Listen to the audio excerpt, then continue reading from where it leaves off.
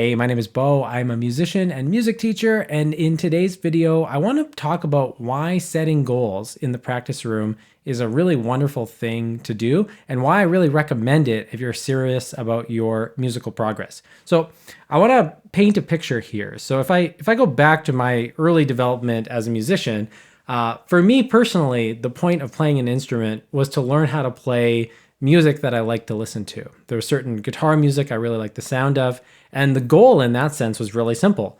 Okay, I like this guitar riff, I'm going to learn how to play it. And for a while, I kind of proceeded like that. And so, in that sense, even though my practice planning was not very sophisticated, I didn't have plans for learning technique and doing ear training and studying music theory, I had a goal-directed activity in the practice room. And so my plan was really learn this riff or learn this song, and I got better. And you actually see this with many beginners who they don't have very elaborate practice plans, but their practicing is goal directed.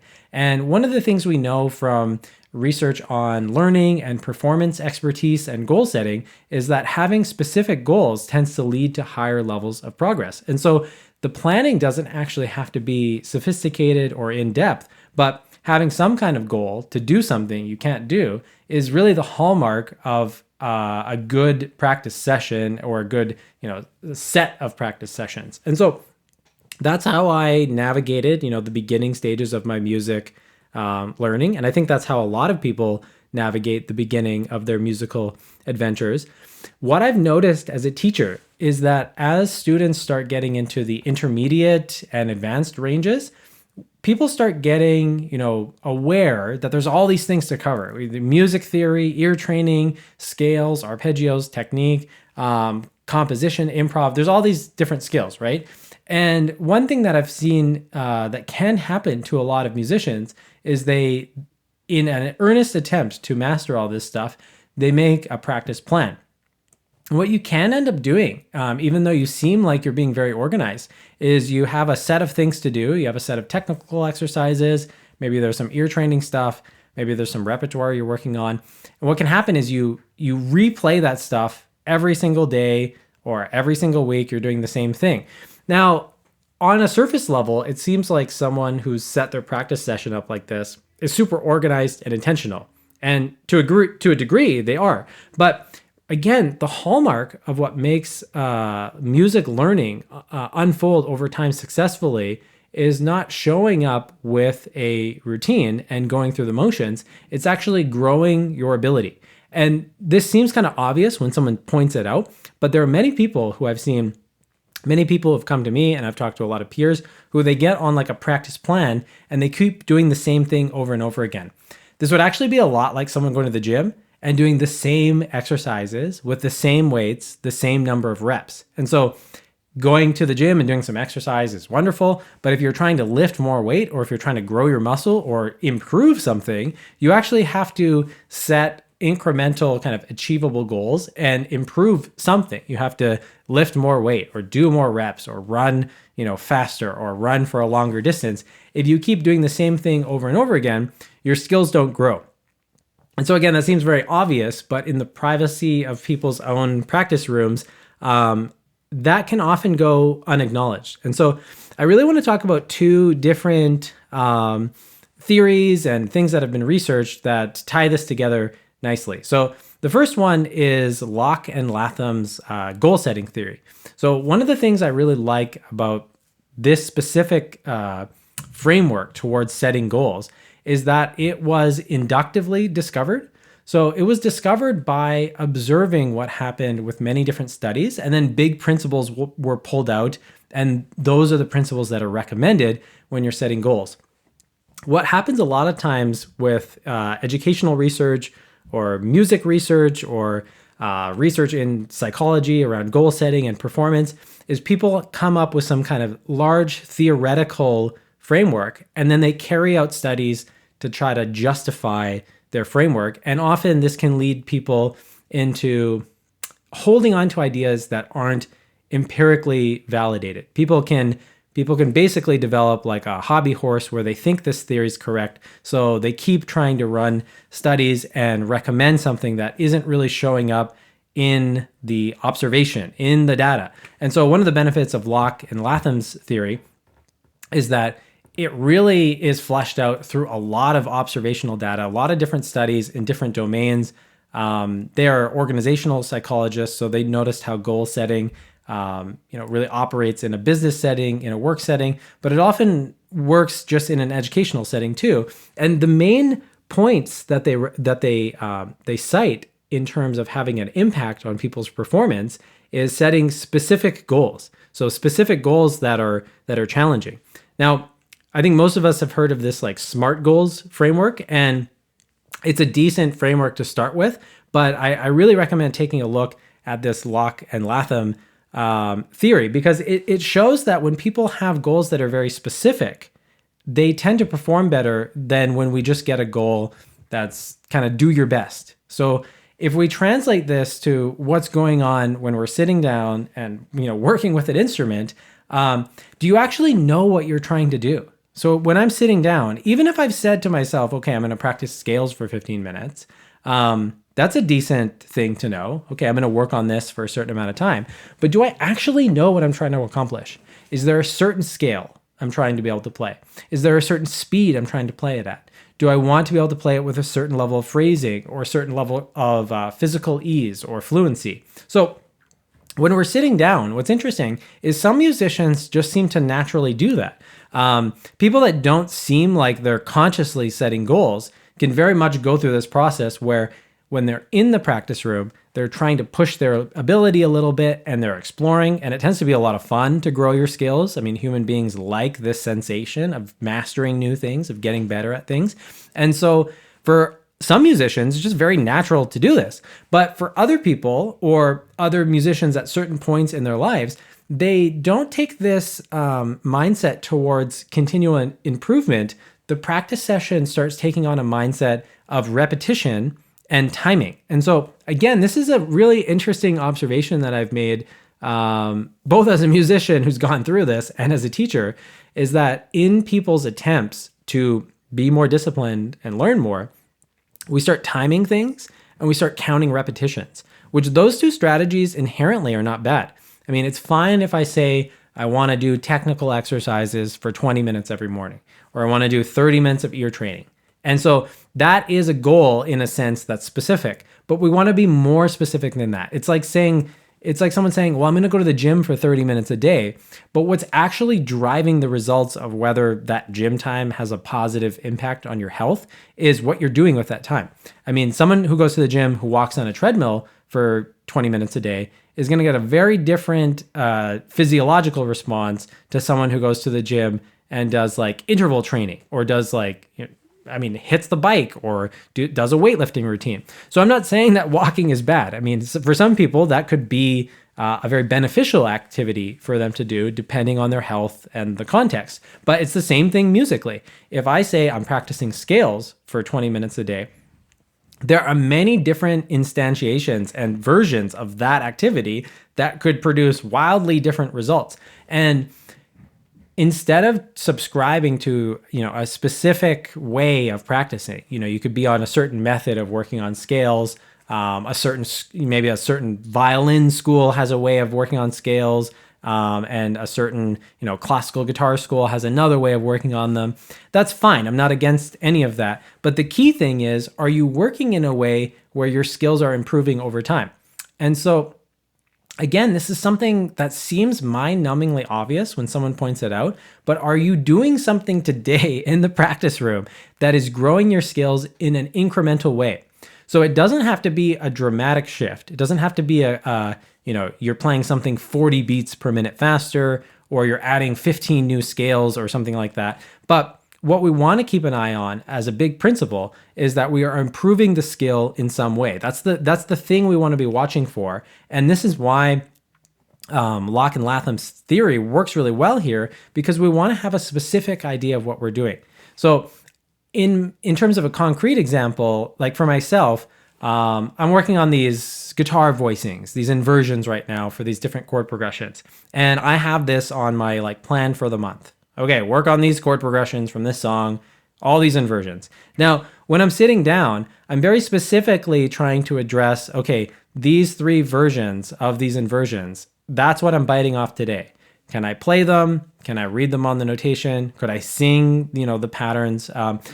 The exact example is not super important, but the point is the tasks I'm giving myself are actually quite specific. I'm not just kind of in the practice room kind of working on this stuff. I actually know the specific weaknesses I'm trying to address. Now, I think for a lot of people, the idea of organizing practice like this and being this specific, it can seem like it's anti-artistic. But again, if you look at the research that's been done on like classical musicians and just people that excel in all kinds of fields, and we'll get to this in a sec, their practice sessions are often very, very goal-directed and very, very specific. They're trying to improve very specific things. And so this isn't saying that all your time on the instrument has to be spent with this kind of goal-setting achievement mindset.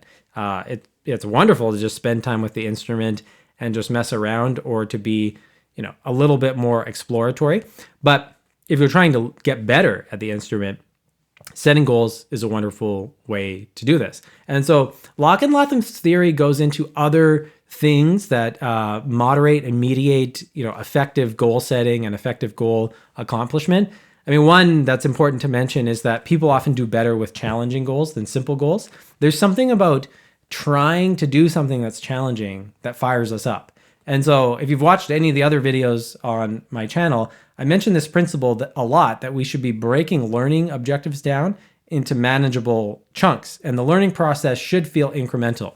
I'm personally not a huge fan of this message that's floating around where we want a lot of mistakes and we want to jump into mistakes and encourage mistakes. I mean, little mistakes here and there, that's fine. That's part of the process. But we actually don't want to be making a lot of mistakes. It's profoundly inefficient and ineffective. So when we're learning, we want to take a challenging goal that's inspiring, that's motivating. If we did it, we would be very excited about our learning process. But then from there, we want to find ways of breaking that objective down into manageable chunks. And, if you look there's a video on my channel called, Stop Practicing Random Stuff. I'll put a link to it here. You should do this instead, or something like that. And in the video, I'm talking about you should make a monthly practice plan.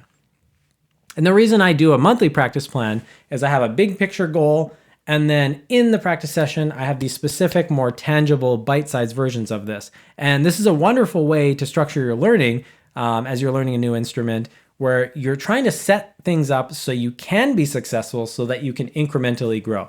And I just personally find that that's a lot more effective than trying to take a humongous kind of thing and struggle with it and make a lot of mistakes and get kind of stressed out in the process. So there's more to that. But in general, Locke and Latham, the big 2 pillars that they've identified is that you want things to be specific, and then you also want things to be challenging so that they are motivationally interesting. And now they need to be the right level of challenge so you have the tools to break it down. So if I set a challenging goal to learn a challenging piece, and I have the background knowledge and tools that I need to break it down and work on the components, then that's a reasonable goal. Then the goal setting process will enhance, my ability to perform well and learn better and grow my skills and all that. But if I actually don't have the skills to break down a large challenge into its component parts, I may be better off not setting a goal, because I'm going to have a hard time achieving it. And I really need to explore getting the resources I need to accomplish the goal. So in some situations, goal setting may or may not be appropriate, and you may need help from someone to actually set a goal that is reasonable. Now, the other line of research that synergizes very well with Locke and Latham's goal setting theory is Anders Ericsson's theory of deliberate practice. And I've mentioned this on the podcast. I feel like every musician should know who Anders Ericsson was, but he was a psychology researcher. He lived in the States, but I don't believe he was born in the States. But anyways, he really was the expert on experts. He's the guy that came up with he didn't personally come up with the 10,000 hour rule. That's a little bit of a mischaracterization of his research, but he's the one that showed that what really drives high level performance is putting in the hours, and putting in the hours not in a way where you're going through the motions, but putting through in the hours in a way where you are learning new skills and stretching yourself. And the highest version of that he dubbed deliberate practice. So we have a system of training. We have a tried and true method to grow our skills and stretch our skills. And he studied all kinds of experts, musicians, chess players, athletes, and the same big picture principles just keep surfacing. Now, when it comes to musicians, I mean, this is really fascinating. If you take a musician who practices like 2 hours a day, so we could just say that's like roughly like 700 hours of practice a year.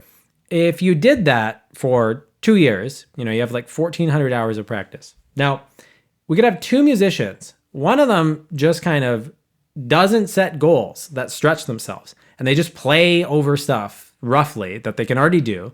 And maybe they learn new things here and there, but a large percentage of their time, let's say at least like 80% of their time, is spent redoing things they can already do, going through the motions. So now we take their 1,400 hours of practice, and we can figure out that a large percentage of that was actually not fruitful in the sense that they were learning new things. Now, if we compare that to a person who is the opposite, where most of the time they spent on the instrument, like 80% of the time they spent on the instrument, was about stretching their ability in some small incremental way.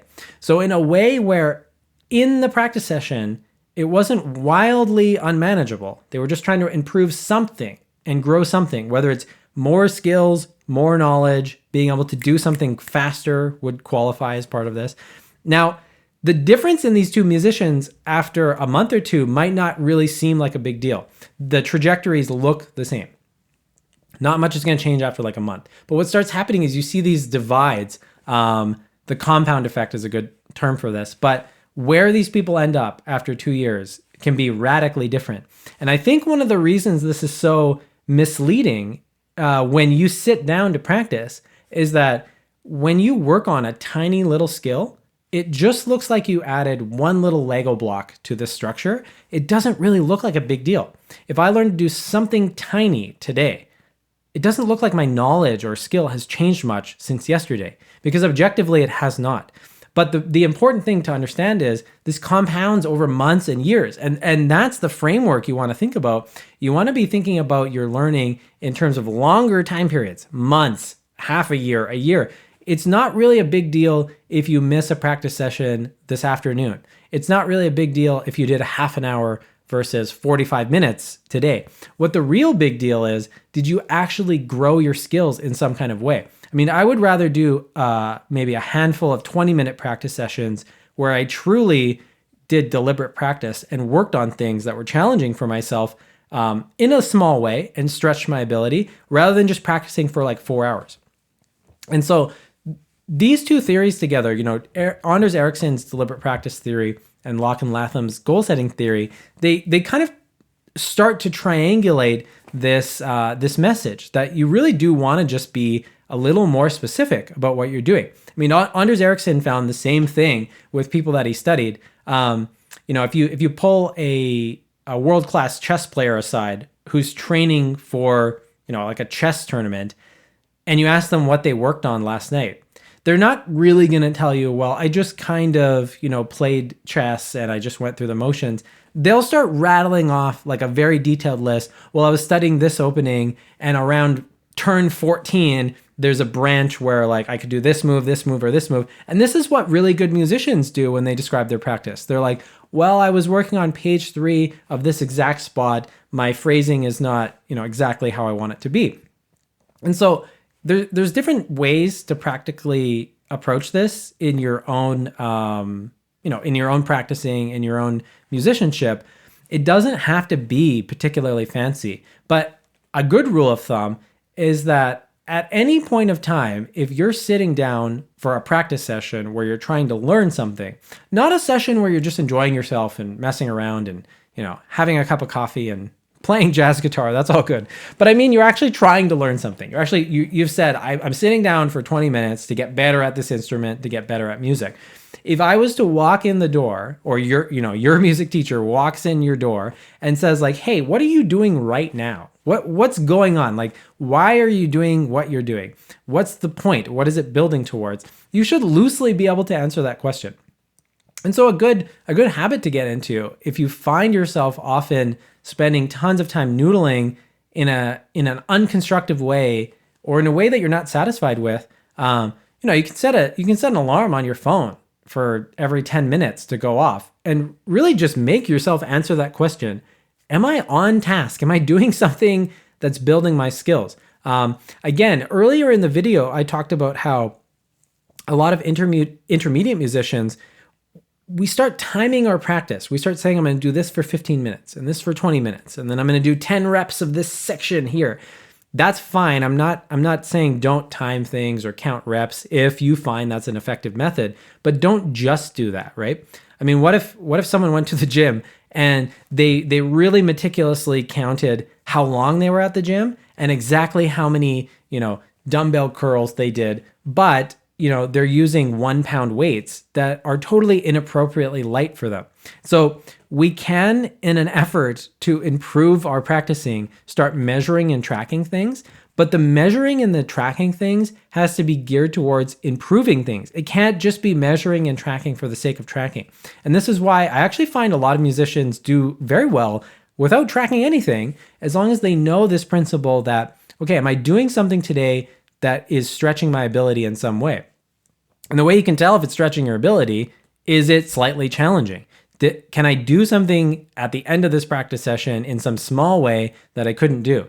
This could be like I'm just changing from one chord to another better, or I improve the quality of my tone, more. I would prefer it to be more specific if possible. I would prefer it to say, speed is an easy thing to measure. You can say, I can play this at 120 now, and at the start of the session, I could only really pull off 110. So that's a very natural way to quantify things. But you can also just add more information. Well, today I can play these 16 bars from this Bach piece from memory, and when I really showed up to the start of this practice session, I can only do the first 8 bars from memory. So there are different ways we can quantify things. It doesn't always have to be, tracking things with a metronome or, counting repetitions. But we want to, if we are using some kind of timing or some kind of measurement device, we want to make sure that we're using the data that comes from measurement to improve our skills. Again, because this doesn't really seem like a big deal when it comes to like what I'm doing today or what I'm doing tomorrow. But over the course of like a year, 5 years, the difference that in terms of where you can end up as a musician and where your skills can end up can be wildly different if you just along the way made these small kind of stretch goals.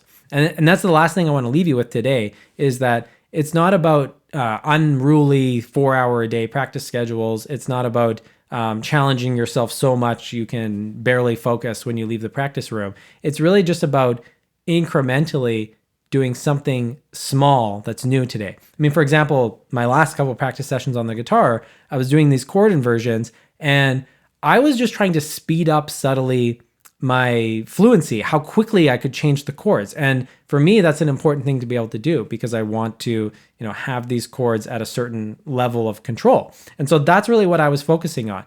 And I was just trying to enhance that process. And so that was successful for me, because I walked away from the practice session having done something in a way that I couldn't at the start of the session. What you really want to be cautious against is replaying things without some kind of way of improving things. And a good way that you can improve, the quality or improve the skill, it doesn't always have to be speed, doesn't always have to be learning more things. I mean, maybe you could work on how you're phrasing a section. So a lot of times I meet with classical musicians, they'll show me a piece that they're working on, and they're still at the point where they're learning the notes of the piece. They don't really need to spend more time playing through the piece over and over again.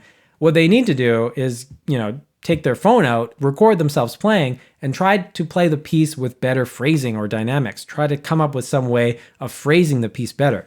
So I just mentioned this because you can really lean into the technical aspect of playing. How fast can I play this? What metronome? How much knowledge? How many scales? How many chords? But the expressive part of playing, the phrasing, the dynamics, the interpretive elements, those can be improved, right? And they're a little fuzzier to work on in terms of tracking.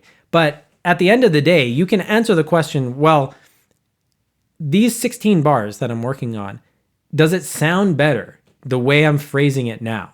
Did I make some kind of improvement? And that's functionally, it's specific enough to ensure that you're improving over time. So hopefully that gives you some ideas for your practice session, for your practice sessions, and for your own learning. If you have any questions or comments, you can leave a comment down below. I love reading comments and responding to them. If you're interested in music lessons, my email is down below. My website's down below. I teach piano, guitar, and do lots of ear training with people. So if that's something you're interested in, feel free to reach out to me. But thanks so much for tuning in, and happy practicing.